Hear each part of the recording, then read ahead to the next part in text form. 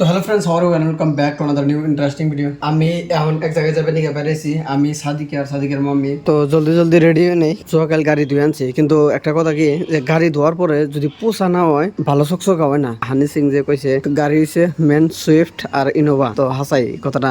সুইফটের লোক, সুইফটের এইগুলো মানে আলাদা ধরনের একটা কমফর্ট। এই সুইফট গাড়িটা চয়েস করার আগে দুই একটা জিনিস মাথায় রাখছিলাম। তার মধ্যে এক নম্বর হচ্ছে মডিফাই করলে সুইফট গাড়িটা কেমন লাগবে দেখতে। মেলা গাড়ি দেখছি, কিন্তু তার মধ্যে সবচেয়ে হাইয়েস্ট মজা লাগছে সুইফট গাড়িটা মডিফাই করলে খুবই ভালো লাগে। এটা ভাবছিলাম যে মডিফাই করুন, কিন্তু মডিফাই ছাড়াও গাড়িটা অনেক ভালো লাগে। তো চলো ভাই, আমি একদম পুরোপুরি রেডি হয়ে নিছি। পাশে ব্যাগে হচ্ছে ল্যাপটপ আর চার্জার, আর এটা হচ্ছে মাইক্রোফোন। আমি মেলা কিছু ওটার মধ্যে কি স্ট্যান্ড মিস্ট্যান্ড।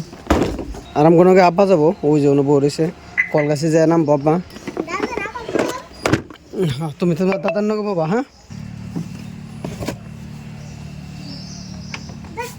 এটা হচ্ছে মামার দোকান। তো আব্বারে এনার নামই থেকে গেলাম।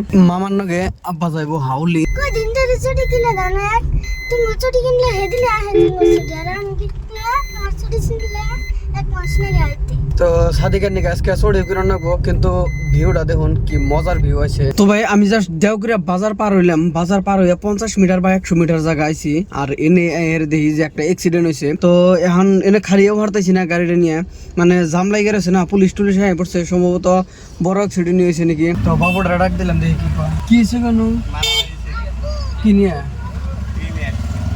মারি নিয়ে মার দিয়েছে দিয়ে গেলে বাইরে বাইরে হয়েছে যারা মারামারি করলো তারা ধরে নিয়ে গেল। তো ভাই আমি আসলে ভুল করছি, মাটি নিয়ে মারামারি হয়েছে। আমি ফার্স্টে ভাবছিলাম যে অ্যাক্সিডেন্ট বান হয়েছে নাকি। কলগাছি পাইলাম পেট্রোল পাম্প পার হলাম, আজকে মেলা ডেয়ার তেল ভরে লাগছে 250 টাকা। যে টাইমে আমার ইউটিউবের পয়সা আছে, সেই টাইমে আমার ট্যাঙ্কি খালি হওয়ার নাইকে। যদি এক দাগ খালি হয়েছে এক দাগ ক্লিয়ার করছি, আর যদি পুরা খালি হয়েছে কোন টাইমে, তাহলে ডাইরেক্ট একবার ট্যাঙ্কি লোড করছে, তাও গাড়ি যাইয়া যাইয়া। ট্রাইপডটা এনে এম্বা করে লাগাইছি, লাগিয়ে হেরে আছে। সামনের যদি ভিডিও না লাগে তাও নিয়ে হারি, আর যদি আমার ফেস ভিডিও না লাগে তাও মানে এনে মোবাইল থেকে নিয়ে হারি। এখন এলাম জেল রেস্টুরেন্টে, ফিল্ম দেখছিলাম একসাথে, কিছু খাওয়া দাওয়া করে নিই। অর্ডার দিলাম চিকেন বিরিয়ানি হাফ 80 টাকা, আর দিয়েছিলাম মেম্বর থেকে স্যুপ। কিন্তু স্যুপটা অনেকে আগে খাইছিলাম 80 টাকা করে, 60 টাকা। এখন আবার নদী 80 টাকা হয়েছে। অবস্থাটা ভালো লাগলো না দিন। ফাইনালি বিরিয়ানি আয় পড়ছে, তো ফটাফট খাওয়া দাওয়া করে নিই। আর এনে জানি কি দিছে, এটা কি অন লাগে সম্ভবত, বুঝলাম না, চিনলাম না।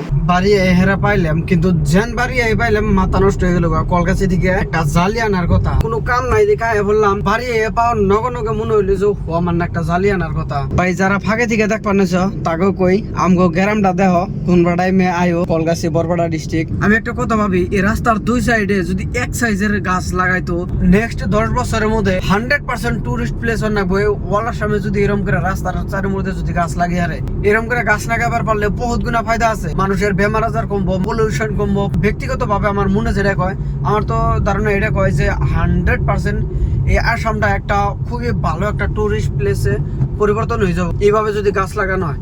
এই কৈতরের জালির নিকে আমি কলকাছি ঘুরে গেছিলাম, কিন্তু ওই থেকে জালি নেই নেই কে। আমি মনে মনে ভাবলাম যে বাইতে যেটা আছে সেই জালি দিয়েই এটা বানাবো। তো বস্তুটা আমি আগে ফিট করে নই, মানে বহুত ঝঞ্ঝট কাম। তো এটা দুই সাইডে লাগানো হয়েছে উপরে, আর পিছনের সাইডে লাগান কমপ্লিট হয়েছে। এইরকম করে কিছু একটা খাঁচা বানানোর চাইতেছি। আর লাস্টে ডাইরেক্ট হইতে হয় না, ডাইরেক্ট অলরাউন্ড করে একবার একটা ফেস মেরে দিব।